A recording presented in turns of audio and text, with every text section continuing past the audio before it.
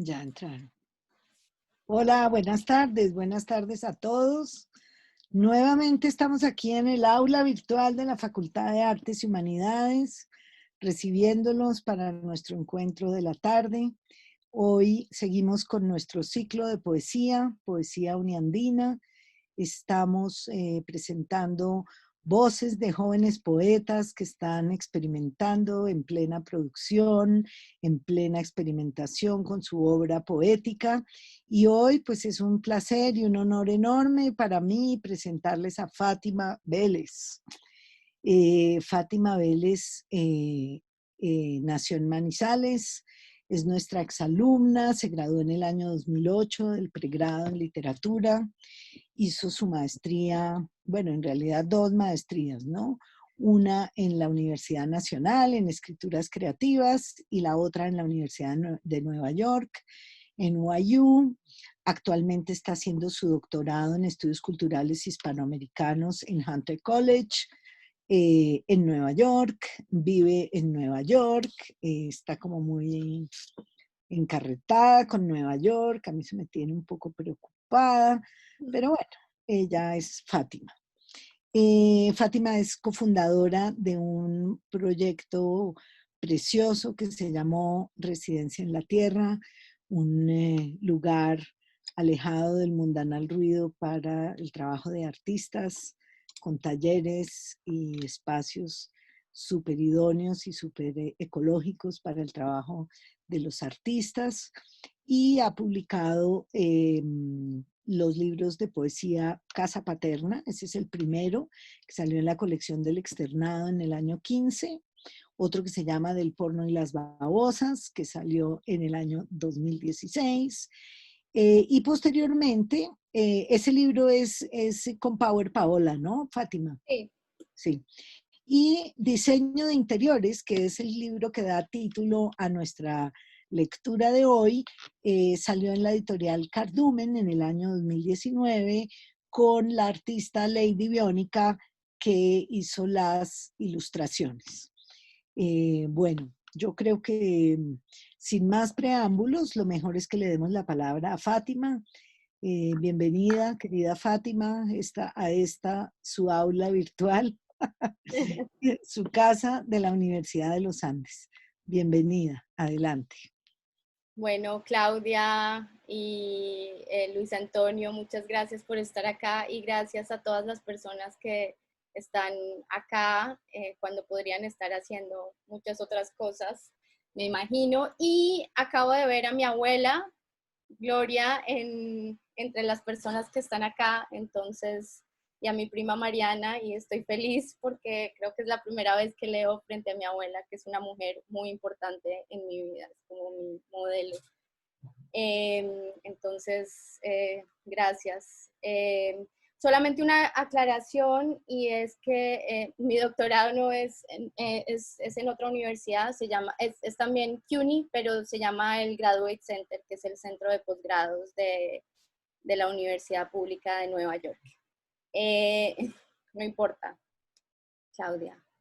Bueno, entonces, mi lectura va a ser como una retrospectiva de trabajos que he hecho a lo largo de mi vida como poeta, y voy a empezar con unos poemas que escribí en la Universidad de los Andes cuando era estudiante del taller de creación de Piedad Bonet, a quien le debo muchísimo. Y bueno, entonces van a ver que hay mucho cambio en el registro, mucho cambio en el tema, mucha evolución, pero pues no necesariamente, bueno, van a ver como todo el cambio en mi escritura. Entonces, este poema se llama Primera Orilla. Alejamos al cuerpo del desprendimiento de sus partes y no pudimos evitar que la marea descendiera. Allí, un hombre tendido, abierto, fragmentado, como todo aquello que intentábamos salvar. Acercamos la mirada, la limpiamos para confirmar que no fuera otra de sus manchas, cuerpo de hombre, confirmamos. Entonces abrió su voz y dijo, eso que otros han llamado abismo es lo que yo llamo tierra adentro. Y si la tierra tembló mientras él me miraba, no fue porque en su cuerpo resucitaran mis raíces, fue porque de nuevo los cielos eran fértiles y podíamos sembrar jardines que se ondulaban en la nada, porque dimos vida a los mares que crecieron entre peces, porque el cuerpo se mantuvo firme y fue evidencia, revelación, de que entonces no era la tierra la que temblaba, sino el silencio.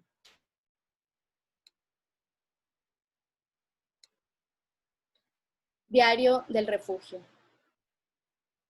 Estas señales son angostas, se agitan con el más leve roce, y la sensación sale flotando como un reflejo en el agua y rodea el espacio entre el llanto y la contención. Los pies sobre la tierra hacen saltar visiones. Si este fue el camino que escogí, no poseo otro rostro. Los encuentros carecen del movimiento de lo inesperado y la emoción desprende al paisaje hasta hacerlo volumen, belleza de lo que está en el borde, a punto de ser mirada. De manera sombría, somos la piedra que provoca el derrumbe. Al otro lado, un río de las vidas que escogieron no nacer.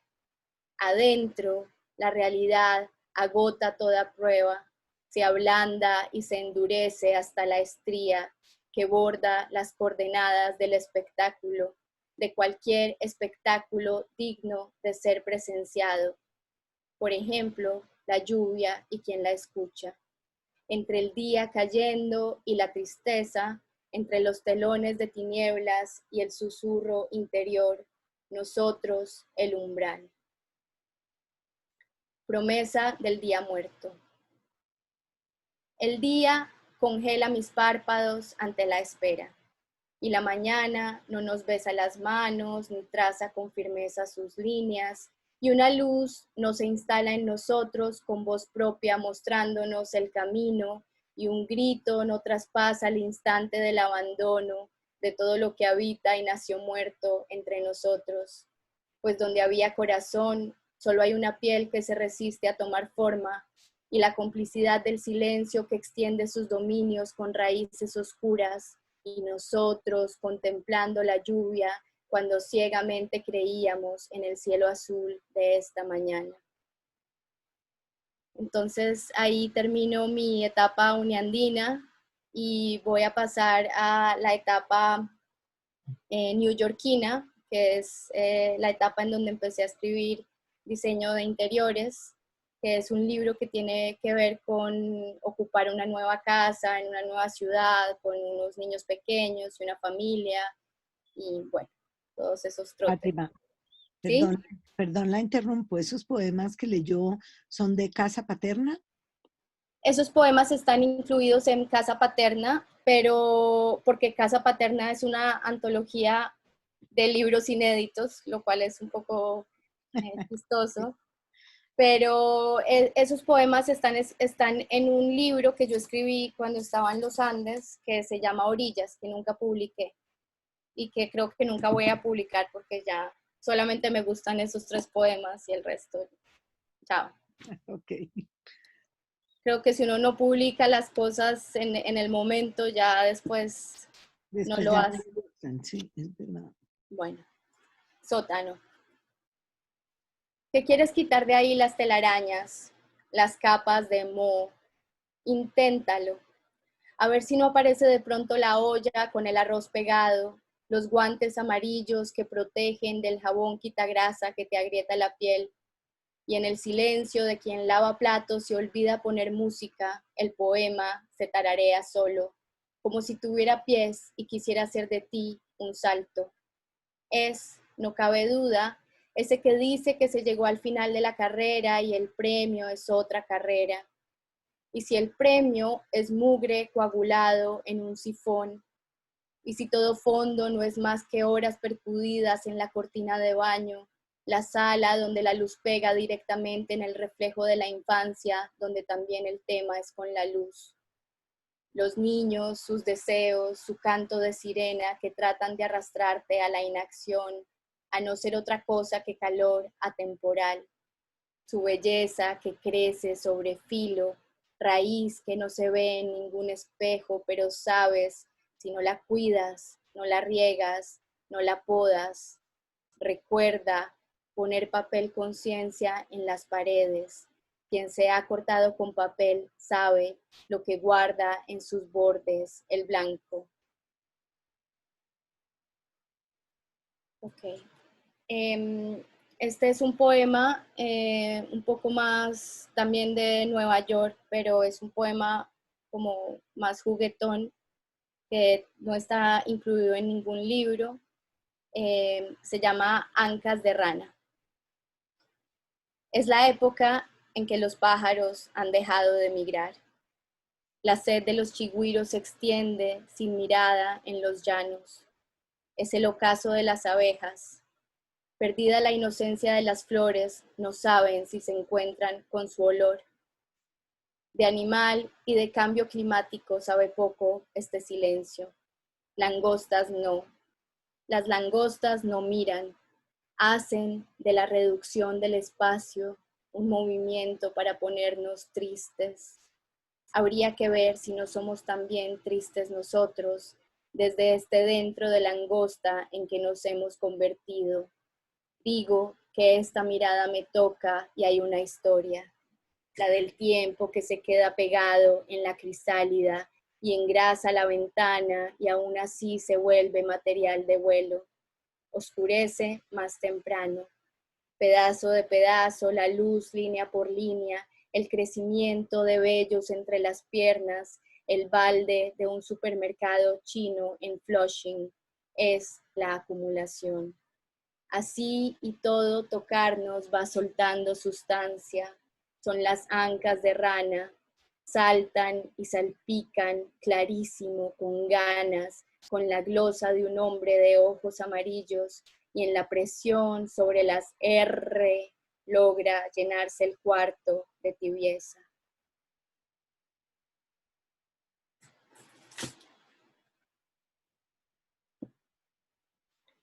Ok, otro poema de diseño de interiores que se llama Mudanza. Del blanco sacudimos los rastros de pintura tras los secretos que nadie le preguntó a las paredes si querían escuchar. Pronunciamos la palabra y la rutina no se forma, no descurte esta nata amarilla. Debes haberla pronunciado mal. No, así la he dicho siempre. ¿Cómo? Con el mismo tono de niños, a la cama, ya, déjame a mí. No, tú, sácanos de las maletas, ordénanos en las repisas. Ropa, poca. Libros, los necesarios. Inhalaciones, ninguno las contó. Cosas livianas. No vaya en un descuido a crecer una raíz. Sobre él, tenemos casa, crujen las tablas.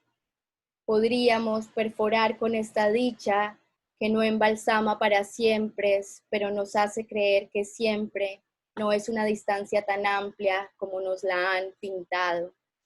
Ahora a hacer café, en el centro, en el frío de una casa sin ollas. Para los niños, una buena ración de cereal, el que les gusta, así nos salga caro. Más tarde, la llamada. Queremos luz, queremos fuego. Nombre, dirección, código postal. Comprobamos que la luz es buena, que la oscuridad se ocupa de los miedos y nosotros de nuestra casa, pero no debemos acercarnos demasiado a los rincones. Los rincones hacen desaparecer cosas y gente. No les metas cuentos, no son cuentos. Queda un sótano por explorar. Si bajan y jalan la cuerda, tal vez se prenda un nervio. Niños no griten y ellos gritan igual. Dicen, ¡ah! Y ¡ah! Responde. También se puede hacer de la voz una pelota y ellos que se quejan de no tener juguetes. También de diseño de interiores. La casa. Digan casa, más duro, hasta la punta, de la nariz al cordón de los zapatos, entonen, rugen, bramen, truenen, ladren, con ganas, pico monto 1, 2, 3 por mí en el verde limón, salten hasta la existencia de algo, trompo y el primer ladrillo, golosa y un escalón, caucho americano y la baranda del segundo piso, parqués y la alfombra verde amamanta polvo, eso así, más duro, que se escuche. Digan casa, con sótano y pellejo de miedo a las cositas que pueden despertarse en presencia de extraños, amarillenta oscuridad, trazos de hormigas, piso piedra, piso moho, dónde desenrollar este yoyo, dónde montar el triciclo que encontramos en la calle. Digan casa y es de notar que la casa entra por la puerta y la espera y desfila su cola y la enrosca por piernas y bordes. En menos de un descuido, entre la suela de unas botas de caucho, la casa cruje, brama, aúlla, truena, maulla, ladra, ojos azabache, pupilas dilatadas. Dije, suéltenla de una vez. No es bueno ser temido por el lugar donde soñamos.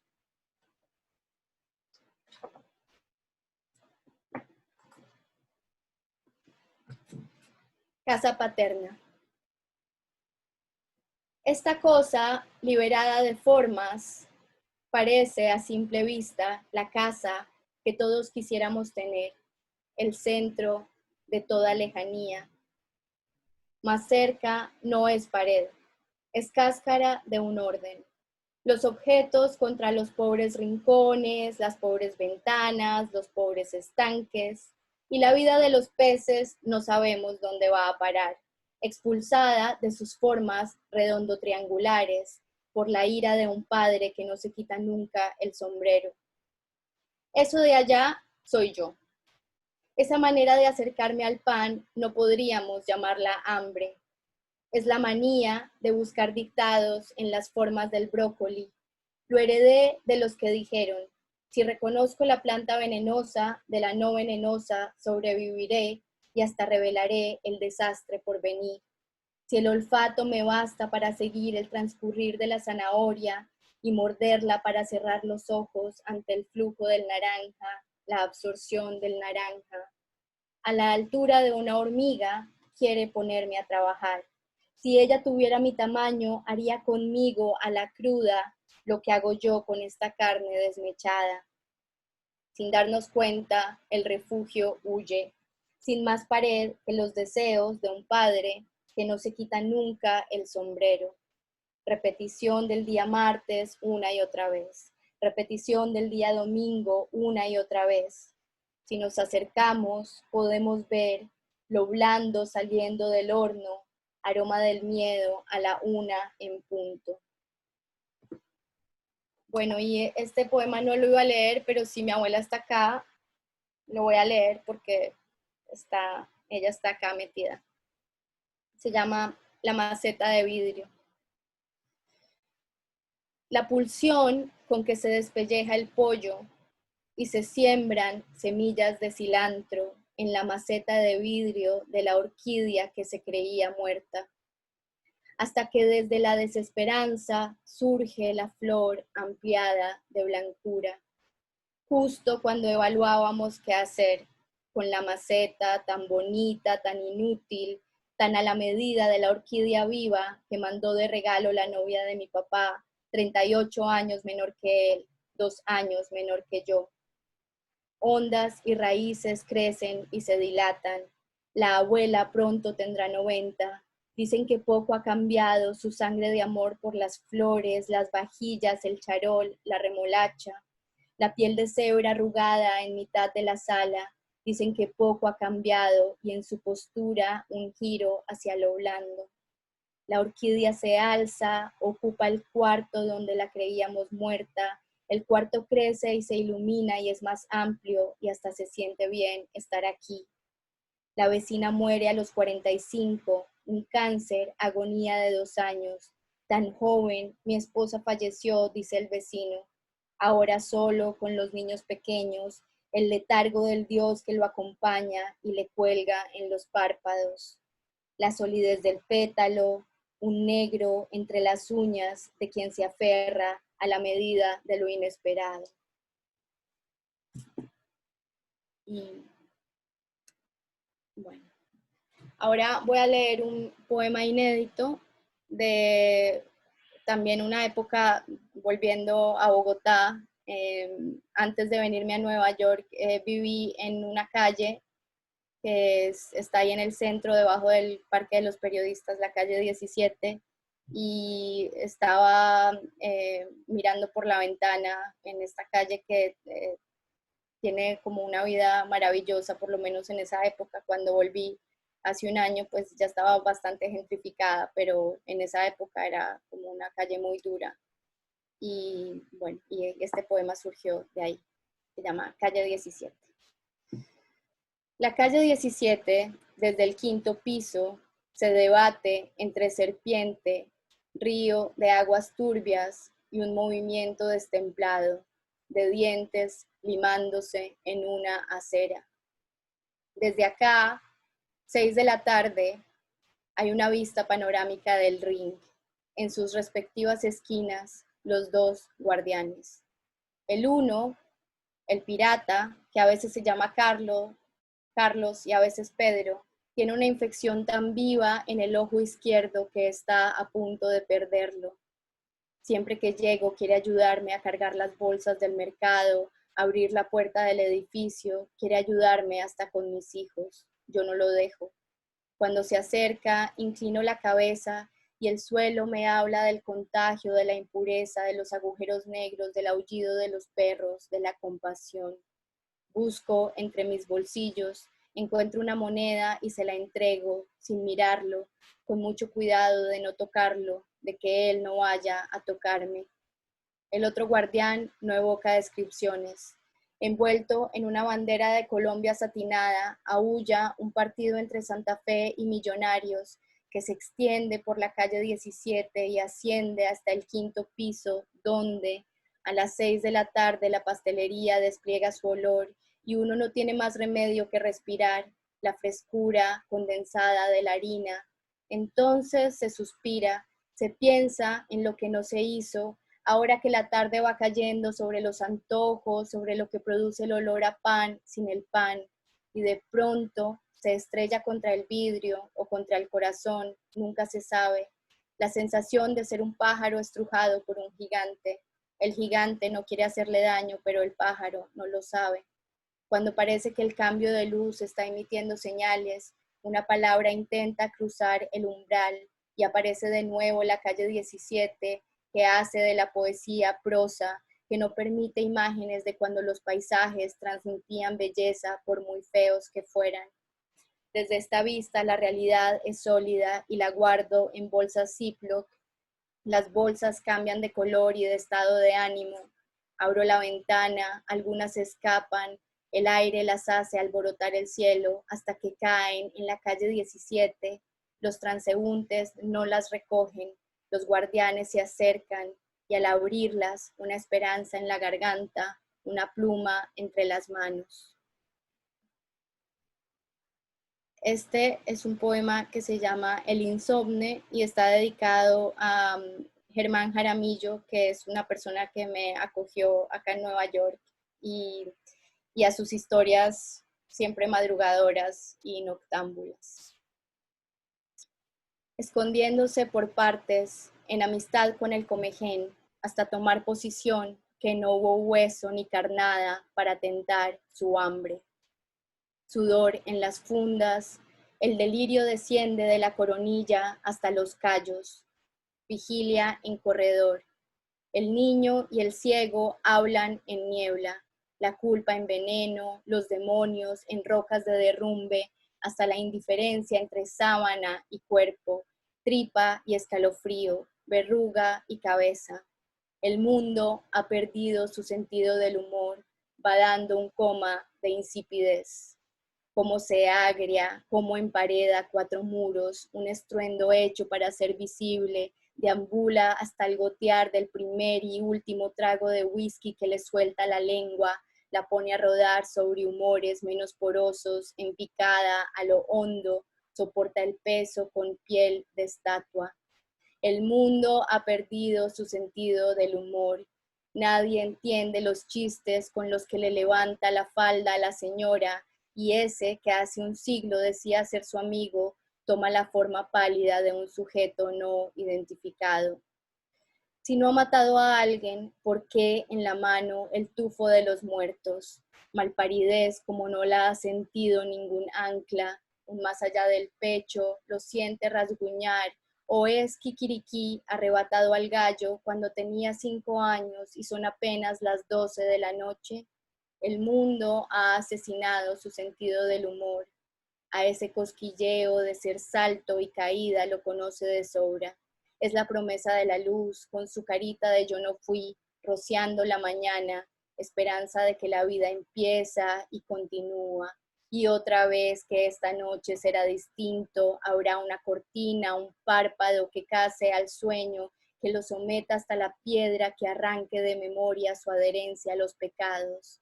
Tal vez unos brazos que mesan, un canto, un arrullo, invocación al reposo con la ternura que amarra al niño a su niñez.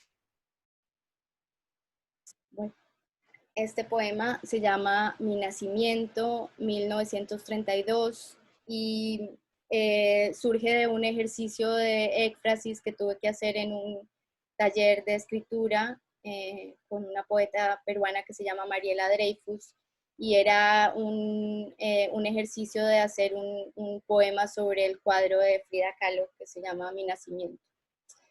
Dice: entre rasgar de sábanas, entre dolor y luz, unas piernas abiertas, una cabeza nace. Alguien pregunta desde un lugar del cuarto que no podemos ver: ¿es niño? No. ¿Es niña? No. ¿Qué es entonces? Es el amor que nació muerto entre nosotros. 2. Perdona por hacerte recorrer los estrechos y húmedos caminos de la existencia, por inquietar tu serenidad, por volcarla en, quiero decir vacío, pero el vacío estorba. Tarde o temprano me lo agradecerás. Saltarás de alegría en tu no ser, como saltan los niños en sus camas. Si hay golpe, no te dolerá doblemente por haber sido advertido que podías caerte, hacerte daño. Nada formado en ti para que algo sientas, cabeza hueca dentro de cuarto hueco, dentro de mundo hueco, y sin embargo desangras y la sábana es blanca y el contraste caliente. 3. Dices que la pared del cuarto es azul, que la sábana es azul. No te das cuenta que azul es la blancura desbordada del blanco. 4. Pero si Frida Kahlo no existió, vas a decir que te crees ese cuento de una llaga de dolor en un rostro de bigote y patillas coronado de flores. Frida Kahlo debe ser una manera de nombrar la sensación de estar a punto de recibir un golpe seco con un vestido bordado. Debe ser la acción de empujar las cosas por detrás hasta sacar lo que hay de entraña en ellas. Y bueno, este es un poema inédito que se llama Esa deuda adquirida para la educación en el extranjero, y surge de una deuda que tengo con Colfuturo para mi maestría, que es como un ejercicio también de sacar, de hacerle poemas a las cosas que más me pesan y que parecen como más traumáticas y más difíciles de hacer poemas, más poco inspiradoras, pero bueno, esto nació de ahí y de un texto que tuve que leer para el doctorado, un texto de Derrida sobre la deuda. Bueno, esa deuda adquirida para la educación en el extranjero. Tiene un epígrafe que dice: el pago de la deuda debe ser completo. Manual de Derecho Civil. Este tintineo de futuro, este caminar de pato y el niño y la niña y el límite que separa el lenguaje del pío pío doloroso que agria la leche que traigo y cargo con su peso hasta la casa y en mi ilusión hace fuertes mis brazos. Y el niño y la niña que llevo de la mano al colegio, para quienes cocino desayuno y siempre fruta sobre la mesa y la digestión de la fruta por las tardes después de largas jornadas que los clavan en panzas de una gran y otra deuda, pero al final la misma, y la forma de intimidad que yace en nuestros genes, que no es identidad, pero también lo que sea la identidad. Esto de aquí también soy mi deuda. Y este pelo recién cortado por mí misma, y ese árbol rosa conmoviendo desde el centro del otoño, y la parte inferior de la pupila marcada con cuidado por el delineador, para que de ahí surjan ojos negros de redundancia, que haya de donde inducir un más allá, una profundidad, una idea de alma, o al menos de sujeto, algo, más que este aquí donde me ven. 55.360.12 dólares que hacen de cada día un crecimiento, no espiritual, no en altura, no como decía Zoraida cuando yo era pequeña, que si estiraba y estiraba los brazos justo después de despertar, pero solamente así crecería. Si lograba estirar los brazos hasta más allá de la cama, podía estar segura, crecería. Ya quisiera en altura haber crecido, como la deuda crece hacia un desfile de números en rojo. Roja la deuda se interna en esa carta en la que un hombre al que una vez amé escribió. Me fui a caminar para tomar unas fotos y las vi, serpientes rojas con plateado, entrelazadas, bañándose entre la corriente, casi se me para el corazón. Mi deuda y su entrelazamiento, entre esa enopanza crecen miles, no podría decir cuántos, los intereses sobre los días que no son lo suficientemente largos para el volumen de la deuda. Ya los intereses cuelgan de los intereses, se deslizan en rojo del 7 al 12% del periodo de gracia a la desgracia. Invitar a la deuda a compartir intimidad, a ser alérgica a los gatos, al polen y a cosas increíbles como las hojas de papel blanco. Invitarla, ven, ¿cómo metería mis dedos en tu aliento? A mi tiempo haciendo cuentas, tiempo restringido de los encuentros con los cuerpos amados, tiempo clausurado para nada que no sea cumplir con los pagos mensuales, cómo metería mis dedos en tu boca o mi libertad que apesta a esa manzana que se deja y se arruga en lo más. Mi libertad o solo risas, ni una imagen, solo risas. Mi libertad o una ironía más parecida al caucho y como el caucho blancuzco y masticable en tu baba. Nos erizamos ante ti, tú que no eres figura a la medusa, tú que ante ti cifras y trazas rigidez que si opongo resistencia quedaremos sin casa. Si tajo cada lomo de mi tiempo, con qué parte de mi cuerpo he de pagar, si no hay manera de pesar mi páncreas. Carne y deuda apretando hasta que el chorro brota, carne y deuda apretando hasta vaciar sobre la pesa de cobre el placer equivalente al peso de la deuda, el más cercano al corazón, sin derramar ni una gota de sangre. Bueno, y ahora voy a terminar la lectura con dos poemas del libro del porno y las babosas. Este fue un ejercicio que hice con Power Paola de observar videos de animales copulando y hacer como una relación con la pornografía y con nuestras propias experiencias con el placer, con nuestros cuerpos. Bueno, fue una experiencia muy material y muy física. O sea, la idea era como tratar de untarnos como de toda eso que estábamos viendo y como de que las imágenes fueran muy contundentes y muy físicas.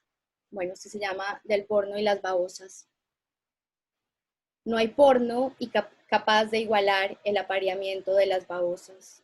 Una afirmación sustentada en no tener babas suficientes para hacerle saber al otro, a los otros, las ganas que tenemos de que nos muerdan una oreja, que nos metan la punta de la lengua en orificios donde no cabría ni el más extraviado de los hongos. Las babosas, en cambio, las babosas, sus falos translúcidos, nórdicos, azules, se alargan, aprietan, retuercen, giran blandos, fecundos, saboreándose como la luz en el color, y así se lanzan al vacío en un salto, tal vez mortal, tal vez amortiguado por los ángeles protectores del porno y las babosas. Y voy a terminar con un poema largo que se llama Alimentar a los caballos, que tiene un epígrafe que dice similus cum similus curantur, que quiere decir que los burritos se juntan para rascarse. Las montañas de Catskill, el establo, un caballo marrón. Él le dice, si fuera animal, sería un caballo. Como el caballo marrón que ella mira y dice, me excita. ¿Cómo la excita?, pregunta él.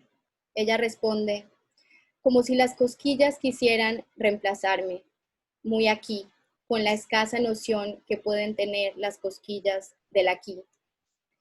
Seguramente el caballo la sepa abarcar bien, dice él, pero advierte, si alguna vez ella se acuesta con un caballo, no volverá a tocarla.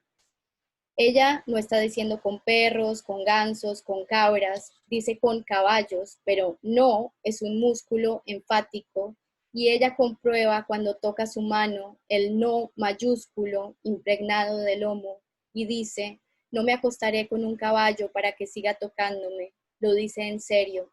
Sabe, no existen otros caballos como él. Las montañas de Catskill se hacen las que no oyen, que no saben, y rodean un lago antes un pueblo removido del núcleo para contener la reserva de agua de la ciudad donde él y ella toman agua de la llave como si no estuvieran lejos de lo que alguna vez los hizo cerca, de qué han estado cerca, no del futuro, pero existe. ¿Dónde? En el agua de la llave, tal vez. Si la mirada estuviera hecha para extraer lo otro de lo uno, pero el ojo no ablanda, el cuerpo allá marrón con la sustancia de lo vivo, su cola espantamoscas, sabe producir mirada.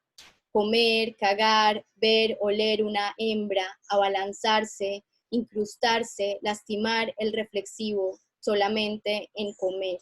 Comiendo, buscando más comida, gerundios del potrero, pero si hay una hembra, tumbar, arrasar, he ahí una palabra, he ahí una función.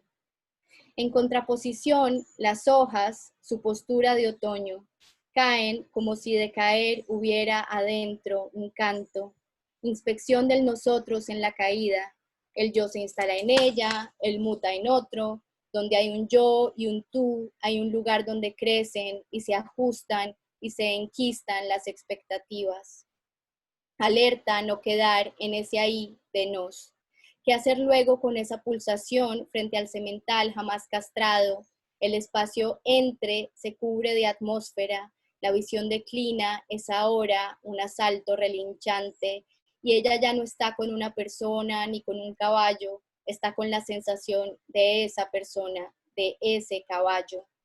Dirían que no se desea un objeto, sino un conjunto. No me acostaré con un caballo, dice ella, pero ¿cómo sabemos los que pronunciamos palabras y escuchamos promesas, los que creemos en mundos naciéndose y otros acabándose, el mundo de las moscas, por ejemplo, el sexo con caballos, por ejemplo, de tanto desear que de ahí surja materia? No como pus, no como llaman los espíritus a lo vivo, materia como un colgar de la firmeza de un caballo, la firmeza en que la forma encaja, formas colgantes que se parecen a aquello que las desea. ¿Qué se siente penetrar?, pregunta ella. Debe ser, pero dígame usted, sabe más de esas cosas, debe ser apretar. que flujo se haga súbdito, materia que habla sobre cómo siente su materialidad, humedad, barro, ¿qué? Poder, dice él, poder. Poder sacar de un cuerpo donde el otro no es posible el talón del amor. Se podría hacer cuero de este momento. Un cinturón de mirar un caballo. Un cinturón marrón jala con su hondo animal. Un cabalgar tal vez hacia un futuro, mejor hacia un presente. Con anteojeras blindadas la ansiedad de ser otro.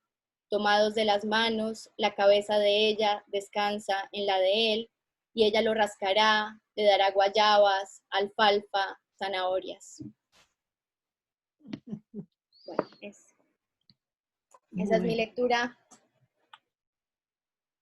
Gracias. Fátima, muy bien, muchas gracias, Fátima. Efectivamente, como usted dijo al comienzo, se ha cambiado mucho su voz, ¿no? Ha cambiado mucho su poesía, sus temas. Creo que los poemas nuevos son más urbanos, vertiginosos, rápidos, mientras que los anteriores eran como más pausados, ¿no? Tal vez. Eran No como sé. más abstractos, me parece a mí, como que se Ah, han vuelto pues sí. más materiales, como más físicos, creo. Ajá. Y quería empezar como la conversación repitiéndole un verso que me quedó muy grabado. No vaya en un descuido a crecer una raíz. Ese es un verso de diseño de interiores, ¿cierto? Sí.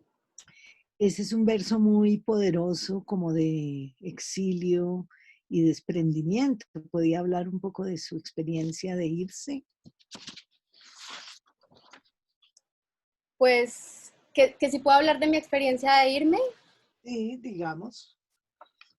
pues es una experiencia muy extraña porque uno como que trata de no, como que, o sea, o por lo menos mi experiencia, yo no me fui con ganas de quedarme, sino como sabiendo que solamente me venía a hacer algo muy específico, pero al mismo tiempo, creo que cuando se tiene una familia y se viaja con la familia es muy difícil mantener esa idea de que se va a regresar, o sea, cómo poder habitar una casa durante unos años sin habitarla por completo, como habitarla a medias, como no teniendo tantos libros, no comprando muchas cosas, como siempre con la idea de que todo eso va a ser muy pesado para el retorno, no encariñarse mucho con los espacios, pero al mismo tiempo no quiere decir que se descuide el espacio. Entonces, yo creo que es una experiencia muy liminal, o sea, como que uno no está allá, no está acá, no puede involucrarse de todo con este espacio, no puede dejar que nazca esa raíz que después va a ser muy difícil si por alguna razón nos toca irnos, que, o sea, la idea siempre es volver, pero por ejemplo, hace poco hubo bueno, un, un Pánico. incendio, un pánico, porque Trump quería, o la administración de Trump quería sacar a los estudiantes internacionales porque todos los cursos iban a ser online, entonces de repente nos iba a tocar irnos a todos y ahí sí, o sea, era un momento muy inesperado para irnos y bueno, eso de como el desarraigo, o sea, creo que es como a lo que me refería con ese verso específico, pero al mismo tiempo, o sea, es muy difícil estar sin echar raíces, es como es una sensación muy triste también, como, o sea, además yo ya tengo muchas raíces, o sea, los hijos y... Sí. Ve aquí Laura Andrea Garzón señala otro verso que también me pareció muy poderoso. Esa manera de acercarme al pan no podríamos llamarla hambre, dice Laura, hermosísima siempre, y qué verso brutal este. Qué versos preciosos todos. Qué linda Laura. Bueno, y aquí va otra que es la siguiente. cómo se han transformado esos espacios domésticos en la pandemia. ¿Escribirás sobre esas mutaciones? Pues yo creo que se han transformado en la medida en que se han exacerbado. O sea, creo que no hay nada que no sea doméstico durante este tiempo. Como que la domesticidad se volvió el lugar común, el espacio común. Entonces, sí, estoy escribiendo sobre eso, no estoy escribiendo un diario, que es algo que nunca había hecho en mi vida. Y es un diario que estoy haciendo desde marzo y todavía no lo he revisado. Hay poesía, hay mucha prosa porque de repente me volví como muy narrativa y cuento todo, o sea, cuento lo que comí, porque entonces de repente hay un día en el que no pasa nada y digo, bueno, ahora de qué voy a escribir. Y digo, no, pero siempre están pasando cosas, siempre uno tiene un sabor, siempre tiene una asociación, siempre tiene una opinión, siempre alguien hizo algo, siempre uno recibe una llamada. O sea, todos los días, aunque no tengan nada extraordinario para ser registrado, tienen algo para registrar. Y también me di cuenta de que uno no tiene que escribir sobre lo extraordinario siempre, sino precisamente como que en ese ordinario y en estos días que parecen todos un mismo día, hay muchas cosas interesantes pasando y extraordinarias pasando y que la escritura registra eso. O sea, y tengo como mucha curiosidad de saber qué voy a leer en un año cuando relea todo este tiempo. ¿No lo ha leído No, no desde... lo he leído, no, no. ¿Y usted nunca había escrito prosa o poesía en No, prosa? yo sí he escrito prosa, pero no había escrito un diario. No, No. no había escrito con esa regularidad, con esa disciplina de escribir así esté súper cansada a la 1 de la mañana, escribir algo todos los días, con fecha. Eso nunca lo había hecho en mi vida. Igual yo no, o sea, me llama mucho la atención, por ejemplo, ahora que estoy haciendo esto, los diarios de los escritores que son tan increíbles y que ahora cada vez me interesan más porque antes como que me parecían que eran demasiado narcisistas, pero ahora digo como, esta gente escribía cosas buenísimas, o sea, Por como yo ejemplo, estoy escribiendo ¿quién? cosas muy tontas. No. No, no sé, los diarios de Virginia Woolf, los diarios de, bueno, ahora estoy leyendo a un escritor polaco que se llama Witold Gombrowicz, que vivió en Argentina y tiene unos diarios que me compré y que son fantásticos y que son muy divertidos. Y yo digo, si alguien lee mis diarios algún día va a decir como qué persona tan tonta. Escribía sobre, o Los sea, no, espaguetis. yo no sé si es que estas personas escribían pensando que las iban a leer. Mm. Pero de todas maneras, yo creo que en su poesía hay una cosa muy vívida, muy cotidiana, muy de la presencia de las cosas, de lo que va pasando en la vida, ¿no? Y de hecho, el poema de la deuda, que es, creo que resuena con eso, ha sido un éxito aquí en el Facebook. Eh, La deuda suena hasta bien, dice Lulú, y Eduard Velasco dice, un poema que exorciza el peso emocional de la deuda, muy bello, gracias. En fin, esas cosas que aparentemente no formaban parte del repertorio de la poesía y que están permanentemente en la experiencia del poeta, ¿no? Está muy bonito. Pues es que yo todo el tiempo me pregunto como qué no forma parte de la poesía. Ujú. O sea, de hecho, lo que me parece que lo que no me interesa tanto, por ejemplo, son esas cosas que nos hicieron creer que hacían parte de la poesía. O sea, por Ajá. ejemplo, yo veo la palabra alma en un poema y a mí me da algo, o la palabra Dios en un poema y a mí me da algo, pero también Patatús. patatús, pero también creo que no hay, tampoco hay que pensar eso, o sea, creo que también si se resignifican y se cuestionan, o sea, yo creo que también puede ser un ejercicio, como que la poesía también es un ejercicio de por qué no. Ujú, ujú. Óigame, Fátima, ayer hay dos comentarios sobre la musicalidad de su lectura.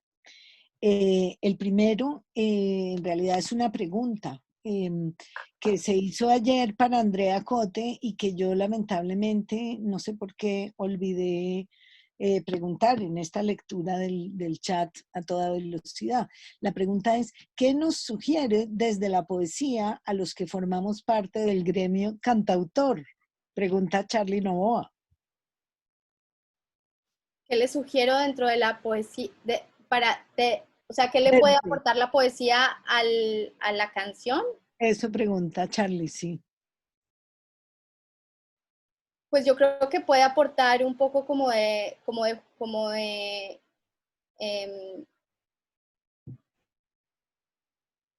conciencia sobre el lenguaje. O sea, yo creo que y esta relación material entre el lenguaje y las imágenes también. Yo creo que a veces las canciones se quedan en un plano muy de las emociones y se olvidan como que el lenguaje que está nombrando también es plástico y también tiene como esta capacidad de abrir y de un poco de centrar nociones sobre el amor, sobre los celos, o sea, a mí me parece que la poesía puede como abrir un campo de profundidad en las canciones, pero igual, o sea, la canción es fundamental para el ritmo y para la música de la poesía, entonces... Bien. Un colega suyo que está a punto de graduarse, si no se graduó ya este semestre, tal vez sí, Josué Cabrera pregunta si se puede, primero pregunta, ¿se puede hacer preguntas por acá? Muy bien, sí se puede, Josué. Me gustaría saber, dice Josué Cabrera, cómo balanceó lo narrativo y lo descriptivo en ese último poema que leyó. ¿Cómo balanceé lo narrativo y lo descriptivo? Sí. No, o sea, no sé muy bien, no entiendo muy bien la pregunta. Josué está por ahí, está en Facebook. Está en Facebook. Yo creo que, sí, yo creo que le preguntamos y luego volvemos. Mientras tanto, Piedad Bonet pregunta lo siguiente. Estabas escribiendo una novela sobre la relación con el padre. ¿Qué pasó con ella? La escribí, la terminé y la dejé ahí como en un remojo eterno. En remojo.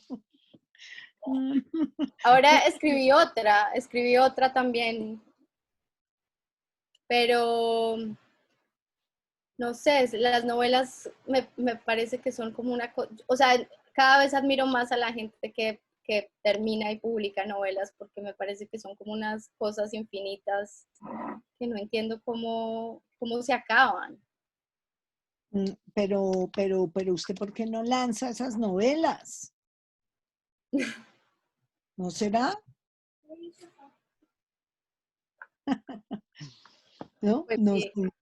Bueno, óigame, Charlie Novoa vuelve a hablar y señala una conciencia sobre el lenguaje y sobre y las imágenes más allá de las emociones. Muchas gracias, Fátima.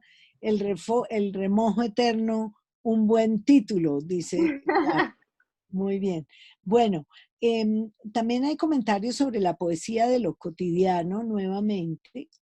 Y en particular Natalia Soriano, estudiante de creación literaria de la Universidad Central, dice que su libro Diseño de Interiores le ha ayudado mucho en la escritura de su proyecto de grado, que habla sobre los instantes de la casa. Dice Natalia, he encontrado varias herramientas en los poemas que están allí. Gracias. No sé si quiera... Bueno, gracias por eso. Me parece que el hecho de que mi trabajo resuene y pueda producir más lenguaje y más material y más conciencia sobre los espacios domésticos y o sea, sobre la relación entre la vida y el lenguaje también. Bueno, me siento como muy honrada de que eso pase. Sí, Y señala. creo que eso es lo que vale la pena realmente como de la publicación y la difusión de los textos, como que puedan generar otras conexiones y otras asociaciones. Y me encantaría poder leer lo que estás haciendo, Natalia. Natalia. Yo Natalia. ahora le voy a mandar el chat, entonces usted puede ahí ubicar a la Y gente. me gustaría mucho. Y también me encanta que Piedad esté acá, me siento muy honrada porque, bueno, Piedad ha sido muy importante en mi vida, en mi carrera, en mi voz. Me dio durísimo cuando era su estudiante, pero fue siempre muy, muy cariñosa y muy buena crítica. Y, y creo que me hizo crecer mucho como poeta. Sí, seguro. Óigame, y a propósito de eso, en su formación de escritora, pues hay varias etapas universitarias, ¿no? El pregrado en los Andes con los talleres de poesía, los talleres de creación literaria, la maestría de la Nacional y posteriormente la maestría de NYU. Ese camino ha sido muy evidente en el desarrollo de su voz poética. Yo creo Cada que lugar de esos ha determinado cosas específicas.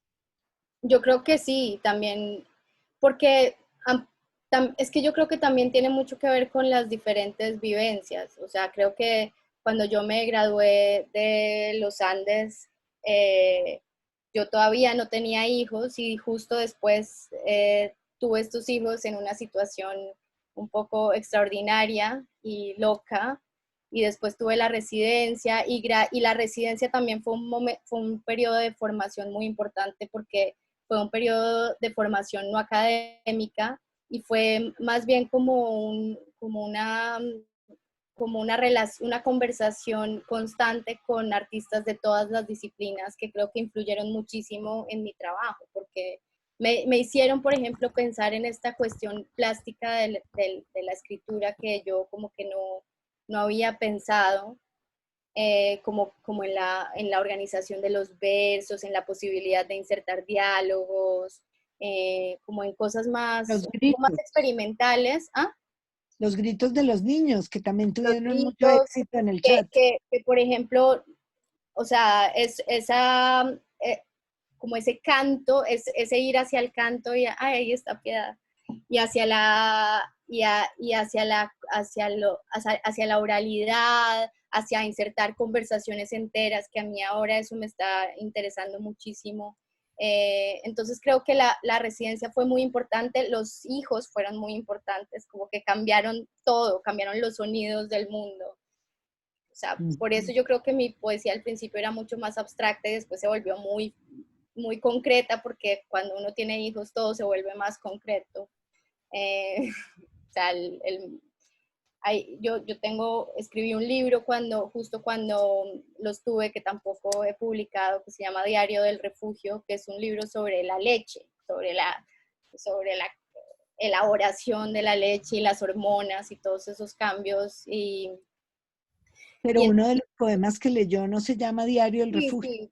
sí, Ah, sí, ese es como un poco, es el primer poema de ese libro, pero eh,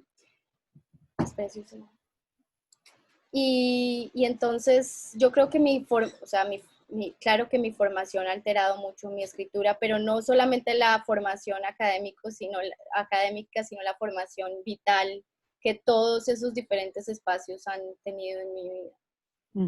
Y los Creo que gerundios. y cada vez que o sea, yo he hecho 2 maestrías en escrituras creativas y las 2 han sido para escribir narrativa, lo cual y los libros de poesía han sido como una especie de derivación de la narrativa que he escrito en esas maestrías.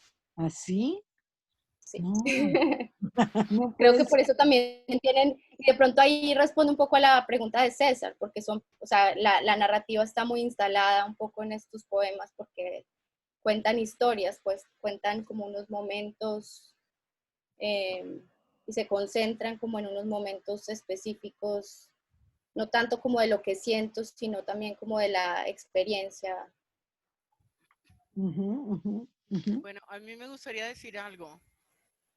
¿Sí me oyen? Sí, Ok. Bueno, primero que yo pienso, Fátima, que tú eres una poeta nata. ¿Sí? Yo conocí a Fátima como con 17 años y ahí mismo supe que era poeta.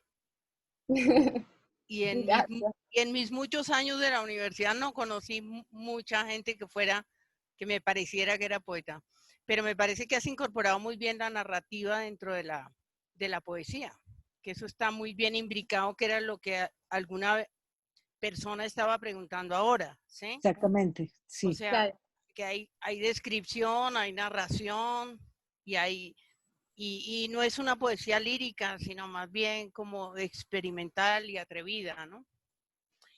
Eh, Quería preguntarte, en los Estados Unidos, es decir, en tu formación allí, ¿eso cómo ha moldeado tu pensamiento feminista y cómo, y digamos también sobre lo del lenguaje políticamente correcto que a mí siempre me inquieta mucho? Porque en los Estados Unidos eso está muy exacerbado.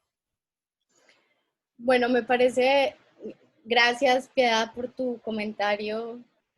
Eh, no sé, me pongo muy feliz de escucharte y de verte y siempre te recuerdo con mucho amor y con mucho cariño y gracias por decirme eso. Y tu pregunta, yo creo que totalmente, o sea, yo llegué a Estados Unidos sin saber que el machismo existía, lo cual me parece una cosa aterradora viniendo de un país como el que venimos, con un machismo y con una violencia patriarcal tan fuerte.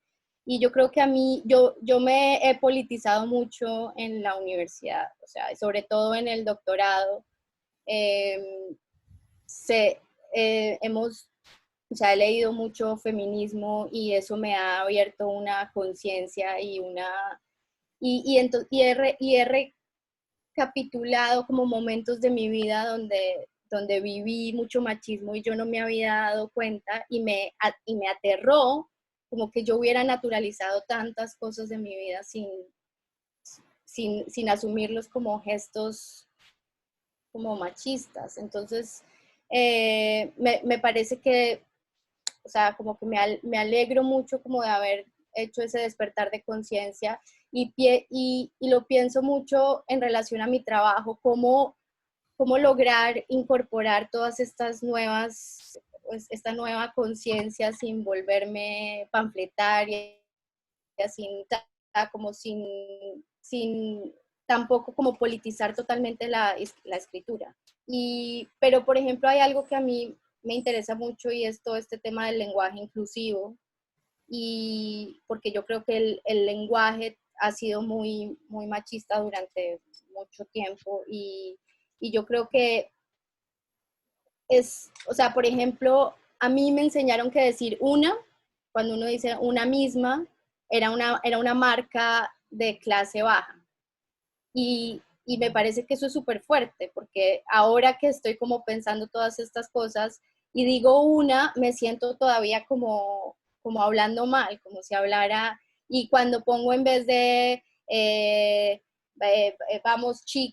digo vamos chiques en vez de vamos chicos, o cuando digo compañero, compañeres o compañerex en vez de compañeros, todavía me siento extraña, pero siento que, o sea, que me gustaría poder como seguir eh, elaborando esta conciencia a partir como de una posición frente al lenguaje. Y sé que no es tan fácil porque además creo que también o sea, en mi educación en los Andes, que yo recuerde, nunca hablamos sobre el tema. O sea, como, y en mis conversaciones con Claudia por chat también he pensado como qué piensa Claudia del lenguaje inclusivo? O sea, como que me lo preguntaba mucho. Y en las conversaciones con mi familia también, digo como, bueno, ¿hasta qué punto puedo como lograr incorporar todo esto con todo mi grupo familiar, con todo mi grupo social en Colombia y cómo se va a tomar? Y si no lo hago, pues entonces, ¿qué sentido tiene? ¿Y el inglés, Fátima? ¿Se ha metido en su obra, en su lenguaje, en su escritura? Sí, se ha metido,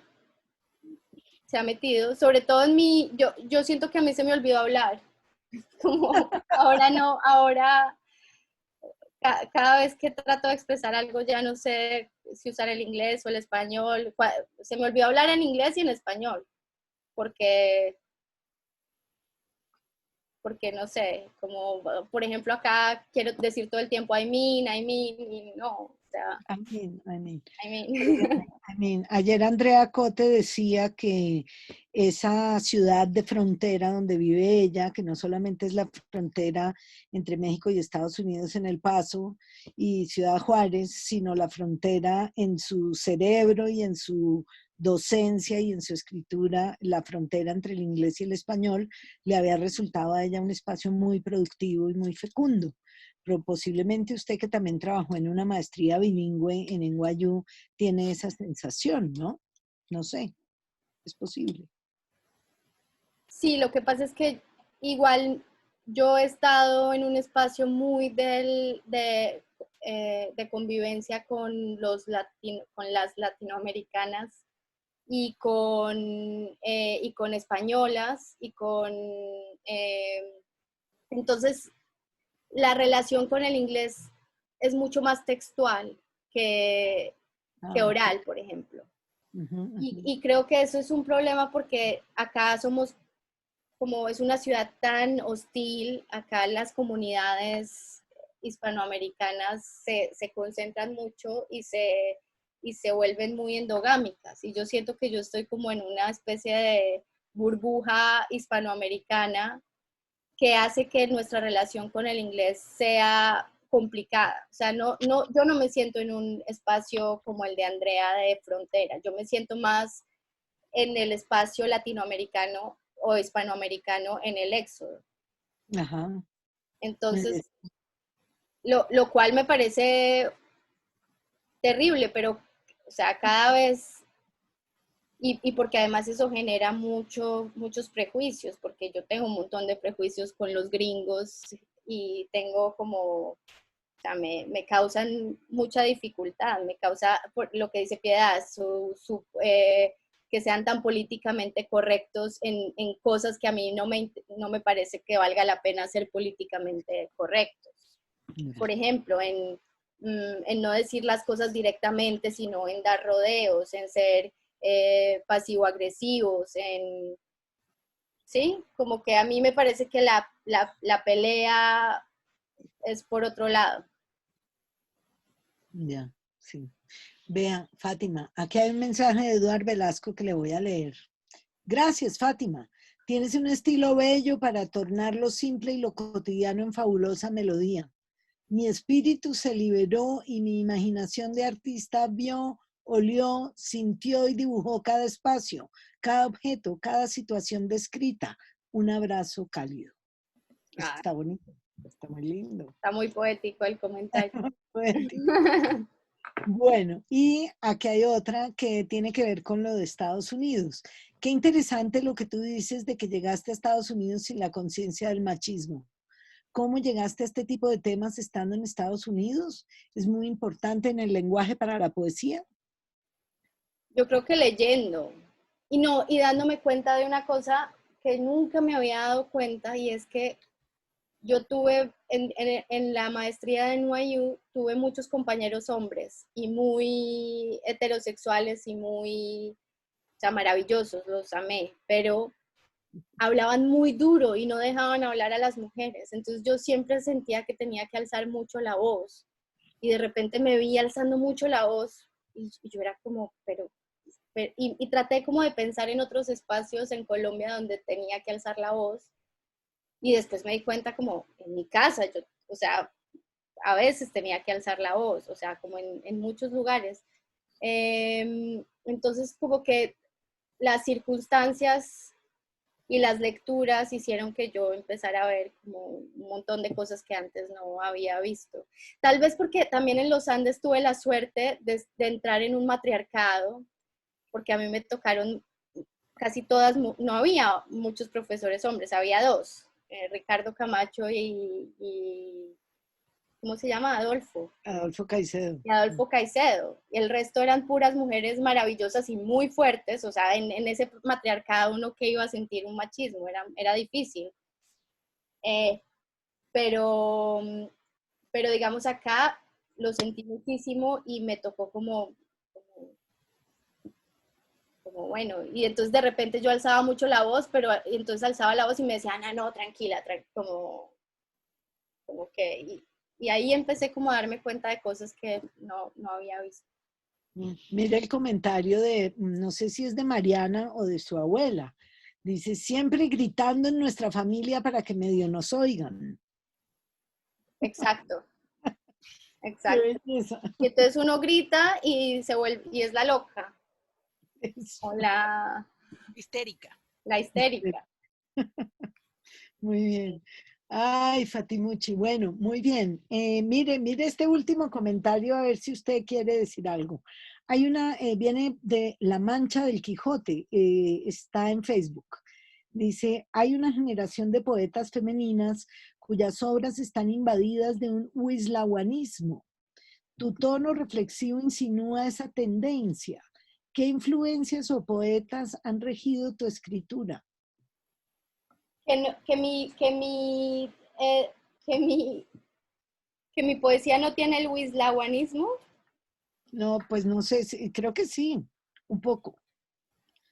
Bueno, yo creo que una poeta muy importante en mi vida, que justo me la introdujo Piedad a mis lecturas, fue Anne Carson, que no, yo no siento que tenga tanta influencia de ella, aunque o sea, está como muy incorporada, pero como que ahí yo empecé a pensar como en esta relación, por ejemplo, entre los textos que uno lee, entre las referencias clásicas y cómo se pueden incorporar dentro de la propia experiencia. Entonces creo que la voz de Anne Carson y las reflexiones y el registro ensayístico de su poesía ha sido muy importante para mí.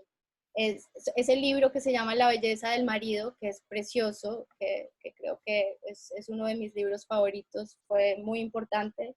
Y también otras poetas como Anne Sexton y Sylvia Plath, justo norteamericanas todas, y una poeta que se llama Sharon Oates, que no sé si la conocen, no sé si la conoces, Piedad, que es una poeta fantástica que también utiliza mucho de su vida cotidiana, de sus experiencias con el matrimonio, sus experiencias familiares, y también es una mujer que hizo un doctorado en Columbia y ella todo el tiempo habla como de cómo la poesía ha sido para ella un acto de desaprender lo aprendido, porque ella publicó su primer libro que creo que se llama El